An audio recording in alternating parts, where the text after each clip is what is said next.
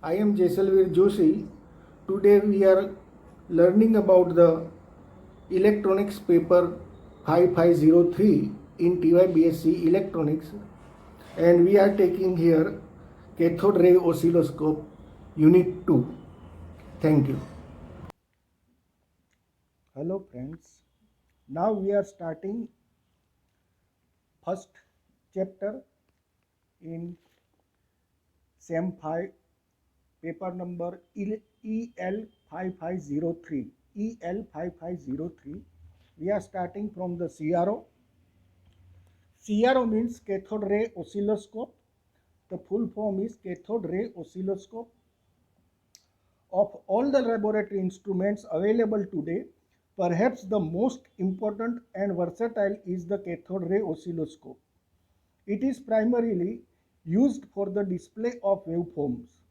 It is not a generating device, it is just represent the visual representation of the waveform. It works as an eye for the electronic engineer. With the help of a CRO, he can see what is happening in each part of the electronic circuit. A CRO is basically a very fast XY plotter, x-axis and y-axis plotter. It displays an input signal versus another signal or versus time.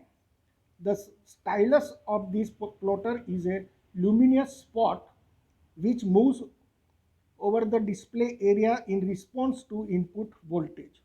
The heart of the oscilloscope is the cathode ray tube, CRT, cathode ray tube. The rest of the instrument consists of circuitry necessary to operate the CR tube. In the next section, we will study the CR tube. So first of all, CRO is basically a visual representation of waveform. Any signal is not generated by CRO. You can see the circuit. This is the CRO, basic CRO block diagram. Whatever the input that we want to see on the screen of the CRO, we can apply to the vertical amplifier. There is a delay line. This is your delay line. This is your electron gun. What is inside the electron gun that we will see? These are the two vertical plates. These are the two horizontal plates. When the beam of the electron strike in between these two plates, if the upper plate is more positive compared with the lower, then the beam of the electron moves upper side. If lower plate is more positive compared with this, then beam will move downside. In this way, these are the two horizontal deflecting plates which deflect the beam horizontally. That means XY axis, X axis, right? This is your trigger circuit, time-based generator, horizontal amplifier, right? And in the last, there is a phosphor which is situated in the screen. So what happened? Beam of the electron when strikes, then this phosphor, due to the phosphor property, the energy of the electron which is converted into the form of light energy, and we can see the waveform on the screen of the CRO. Right? Now we start. What is the function of these we will discuss later on. We first of all start the CR tube. This is our CR tube. The main part of the CR tube is electron gun, deflecting plates and the screen. These are the three main part of the CR tube. What is inside the electron gun? Inside the electron gun there is a heater, cathode, control grid. A1, A2, A3 are the three deflecting plates. So with the help of A1, A2, A3, we can accelerate the beam of the electron. Then there are two types of the deflecting plates. These are the horizontal deflecting plates and vertical deflecting plates. These are the anodes. A1, A2, A3 are the anode which just accelerate the beam of the electron. Then two types of the deflecting plates, vertical and horizontal, that we will see. These are the two plates, vertical deflecting plates and horizontal deflecting plate, like this. The main part of the CR tube are trigger circuit, vertical and horizontal amplifiers, time-based generator, delay line, screen and different power supply. Now we will see the figure of the CR tube. This is our CR tube. Now from the CRO, CR tube is the part of the CRO and this is our electron gun. In between these are the part of the electron gun. These are the two deflecting systems and this is our spot, which this is our screen of the CRO, right? Now different voltages which is applied to the different part of the CR tube. So whenever the due to the heater gives heat to the cathode, so number of electrons are generated by cathode, which is then given to the control grid. There is a one control grid which is given here. Through this control grid, the beam of the electron moves towards the A1, A2 and A3. This is our three anodes, which is known as the like this focusing anode. A2 is the focusing anode, A3 is the accelerating or final anode, and A1 is the pre-accelerating anode. This is our pre-accelerating anode, focusing anode, and this is our final anode. These are the two deflecting plates, vertical movement, this is known as V1, V2, and horizontal movement. For the movement of the spot, there is a two deflecting plates H1 and H2. See here, V1 and V2 are placed horizontally while H1 and H2 are placed vertically, but they deflect the beam in vertical direction and H1, H2 deflect the beam in horizontal direction, right? Now when the anode and heater, through the heater, cathode is heat, takes the heats and generate the number of electrons, and the functioning of the control grid A1, A2, V1, V2 are stopped. In CR tube, there are two types of the deflection system. One is the electrostatic deflection and the other one is the electromagnetic deflection. Whenever we are using plates, these are the two different plates. So when we are using plates, then electrostatic field generated in between this, so deflection is due to the electrostatic deflection.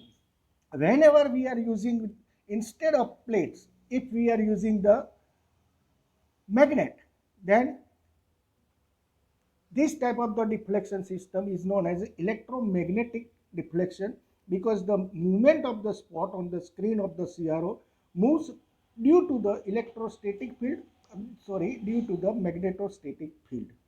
But here we are using plates, so this is our electrostatic type CRO. Now CR tube, this from the figure we can say that this is the conclusion of the CR tube is the electron gun, which produce a sharply focused beam of the electrons accelerated to a very high velocity. The second one, deflection system, which deflect the electron both in the horizontal and vertical planes, electron statically, because we are using plate in accordance with the waveform to be displayed. And the third point is the fluorescent screen, upon which the beam of the electrons impinge to produce a spot of the visible light. These are the three essential components of a CR tube and are put inside the highly evacuated funnel-shaped glass envelope. The large end of this tube is coated on the inside with a phosphor material.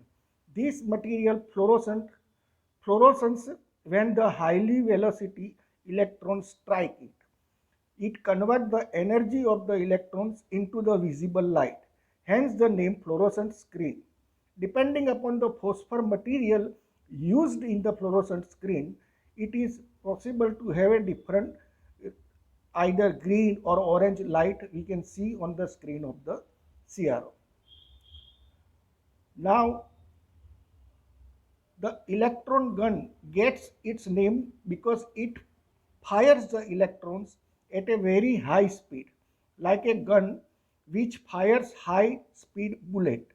Electrons are emitted from the indirectly heated cathode.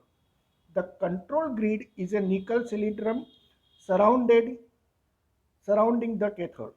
It has a small hole in the far end opposite to the cathode. The only way the emitted electrons can get past the grid is through this small hole.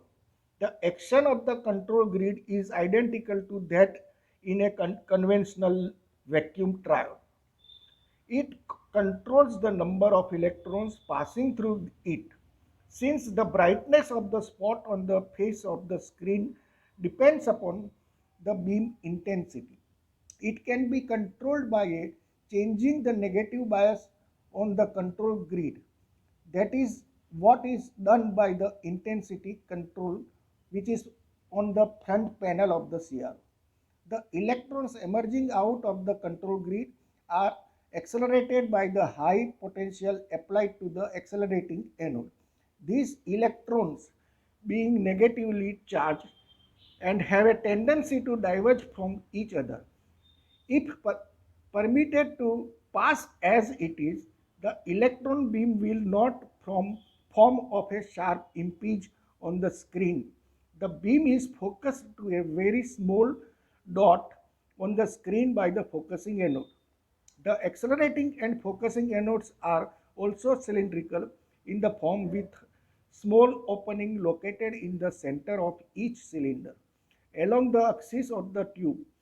These holes permit the electrons to pass through. Note that this anode is only accelerating the electrons and not collecting them.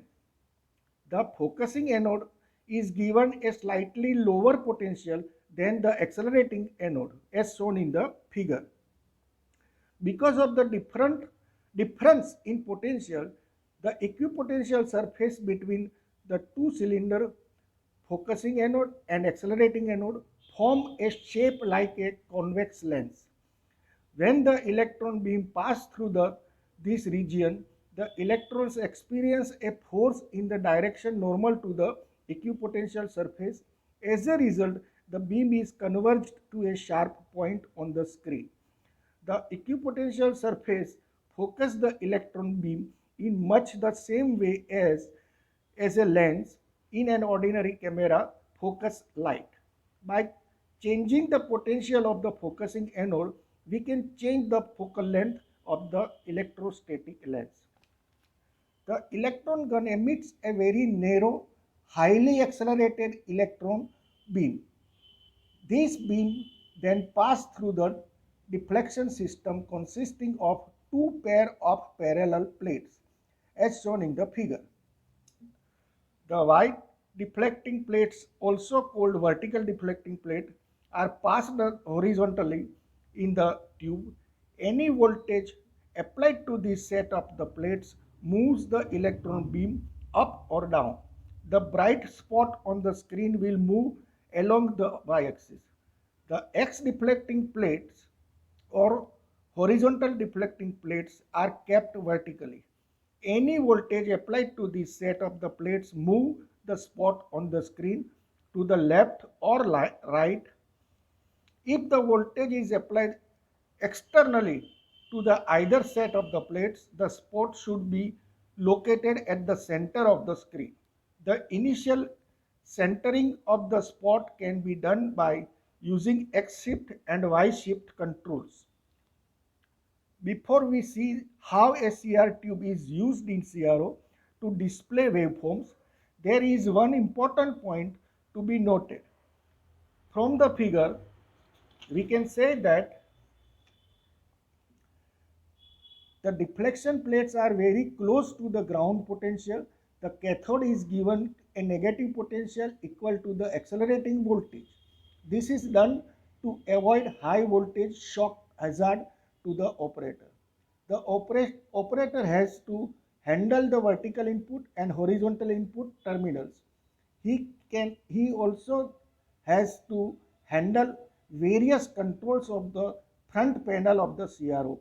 The focused control is about 2 kV positive with respect to the CR tube with respect to the cathode, but it's only 100 to 150 volt negative with respect to the final anode. It is therefore better to ground the positive side of the high voltage supply. Imagine what would have happened if he were to touch the focus control at high voltage. So through the different parts we can study the cathode ray tube. That's all.